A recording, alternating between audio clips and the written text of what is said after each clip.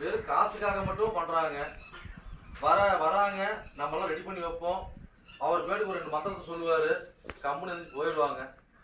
அதாவது பாத்தீங்கன்னா இப்போ ஒவ்வொருத்தரும் வராங்க, ஒவ்வொருத்தரும் 12 நல்லா ஒரு 12 ராசிக்குள்ள தான் பிறந்திருக்கிறோம். அந்த ராசி கூட அர்த்தம் சொல்லணும். இந்த மாசம் உங்களுக்கு எப்படி ஒரு பலனை சொல்லணும், ஓகேங்களா? அந்த மாதிரி எதுவுமே சொல்றது இல்லை. அதெல்லாம் இப்போ நான் சொல்லுவேன். இப்போ வந்து பாத்தீங்கன்னா இப்போ இன்னைக்கு இந்த மாசத்துல பாத்தீங்கன்னாக்கா மிதன ராசிக்கு தான் நம்ம வந்து இப்ப மிதன ராசிக்கு பூஜை நடக்குது. மிதன ராசி போன மாசம், அதுக்கு போன மாசம் மேச ராசி நடந்தது. அதாவது ஒரு சுத்து 12 மாசம் இல்லையா, மேசல ஆரம்பிச்சு மீனத்துல முடிஞ்சிடும். மறுபடியும் பார்த்தா மேசல இருந்து ஆரம்பிக்கும். சித்திரை, வைகாசி, ஆனி, ஆடி, ஆவணி, புரட்டாசி, ஐப்பசி, கார்த்திகை, மார்கழி, தை மாசின்னு பங்குனி போயிடும். இப்படிதான் விதிமுறை வழிமுறை, ஓகேங்களா? அப்புறம் வந்து பாத்தீங்கன்னா இந்த அம்மாவை கிட்ட என்னெல்லாம் கிடைக்கும் அப்படிங்கிறத நீங்க தெரிஞ்சுக்கணும். எதுக்காக இந்த பூஜை, எதுக்காக நம்ம வழிபடுறோம், இதெல்லாம் சொல்றதில்ல யாருமே. வராங்க, 2 கணபதி ஹோமத்தை சொல்றாங்க, பண்றாங்க, போயிடுறாங்க.